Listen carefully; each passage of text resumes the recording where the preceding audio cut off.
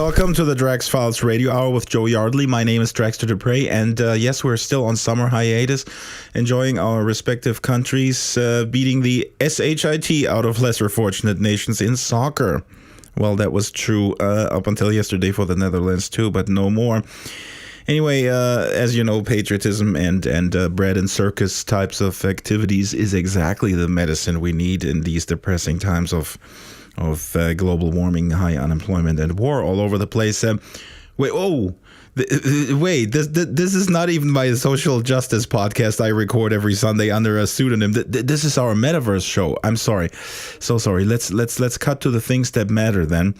One of them being, there is no new interview this week. Jacki Morie was scheduled. We have the raw material, and it's fabulous, but we didn't have time to edit it together. There's not even a station ID. It's been extremely busy. But stay tuned, because we have a rerun of an interview that made a small-town California store owner world famous. Yes, I'm talking about Pamela, who owns the local sheet music store. And she was confronted by me one day when I was trying to convince her that a virtual world is the salvation for everyone. An inevitable destiny for anyone wanting to engage creatively and intellectually, or to slightly paraphrase someone we all know, billions of people must come into these worlds, and they will have avatars just like email addresses now. Well, anyway, 2007 called it and wants their hyperbole statements back. Anyway, please let us know in comments via email or leave a Skype message. What do you think?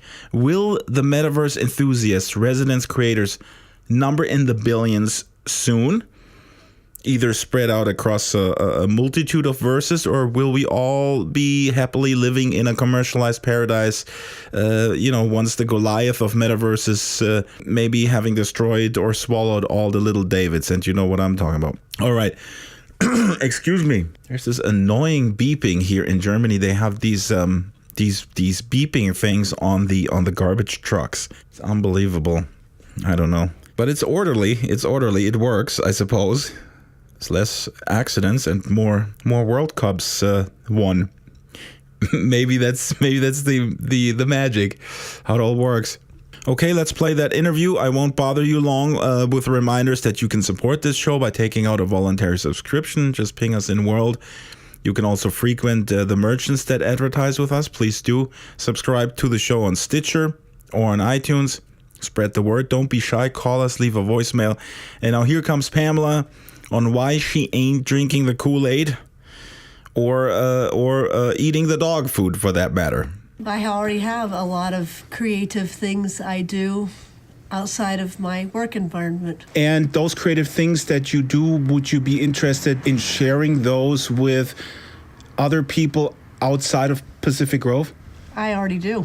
How do you do that? I knit, and I belong to a knitting guild, and I send stuff to people in Sweden. Mm-hmm. And I talk to people that are from all over the world through knitting. And I also am a harpist, so I play for other people outside of Pacific Grove.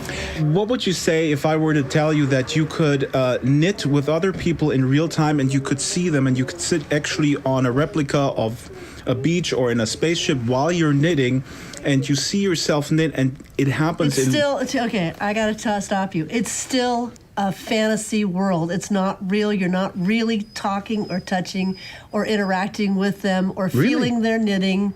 You can't feel somebody's knitting if you're in a world that I can walk over in my knitting groups and look at their doing, touch their fiber, see what they're doing. If it's their hand spun, can you do that with someone in Colorado?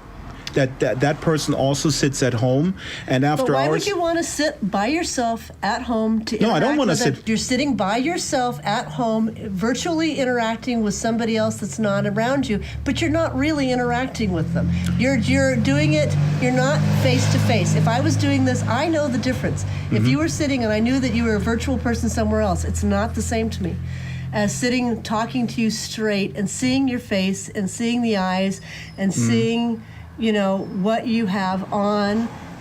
Right. Because what you have on may not be you. It may be something you've created. Exactly. Something that is inside of me. Something. But I can already see what's inside of you. You can? Yeah. How about a person that lives 15,000 miles from their loved ones? How should they interact with the phone? Well, they have Skype.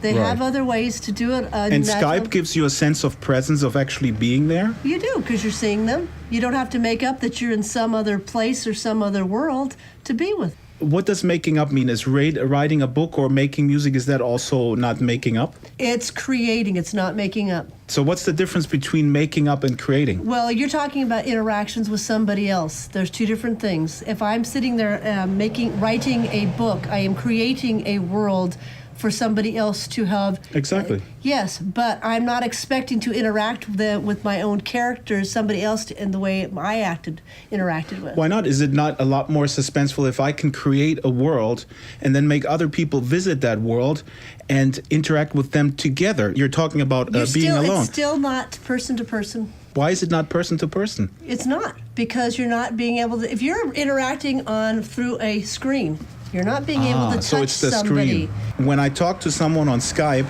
it's through a screen. I'm not there. It's true, but if you make up the world that you're around, it's still even farther fantasy. It's not reality. It is a created... What is reality? Well, we're real right now. I'm not trying to be something I'm not, and that's what a lot of this stuff is. All right, that was Pamela, who I really admire, and I thank her for being so eloquent in her defense of reality and reminding us all how experiential SL is.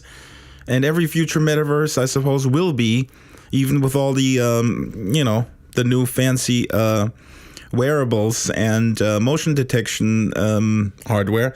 I think no matter how good the examples are, I'm convinced that it will be a continuing uphill battle to convince folks to participate, with only one strategy possibly working. Sit them down at the controls and let them fly the plane. And those controls need to be straightforward, and maybe even strapping on goggles with 5 cables dangling around your neck is not the end all be all. Anyway, thank you for listening. Enjoy the week and stop by the Lavender Field because Feed a Smile is celebrating its 3rd anniversary in Second Life, collecting funds for kids in Kenya, all the while having a great time with great music in world. For Second Life news, we will be back on August 8th. Meanwhile, we listed all the blogs that we read. So, frequent these blogs if you don't already do so. There's plenty of news around Second Life, as you know. Experience tools are coming. Some sort of gambling. Oh, wait a minute. Skilled. What is it called? I have to look it up. Inara wrote about it. It's not gambling is not coming back to Second Life, but it's a skill game. A game of skill. A game of skillfully ripping people off, I suppose. Sorry. If you can't get enough of my voice, I recommend the Voices of VR podcast. Kent interviewed me back at SVVR. It's a great series of really the big movers and shakers in the virtual reality resurgence. Really big names except for one. And that's mine. That's it for the show. Next week we'll have a fun experiment show. And then we're back with Live to Tape and news and Jo Yardley in the flesh, August 8th. Don't forget to share your opinion on the blog. Thanks. Bye. The Drax Files Radio Hour with Jo Yardley is a weekly production of Basic Drax Entertainment. The show is supported by Leap Motion, SL Go By On Live, Stitcher, Bot Girls Identity Circus, Carvel Design, Vika Creations, Humanoid Animations, Escapades, Botanical, Death Row Designs, Nantra, Angel Red Couture, Fallen Gods Incorporated, What's Next, Avacon, and Landscapes Unlimited. Contact the show via Skype, Drax Files, Avatar Drax Files, or email radio@draxfiles.com.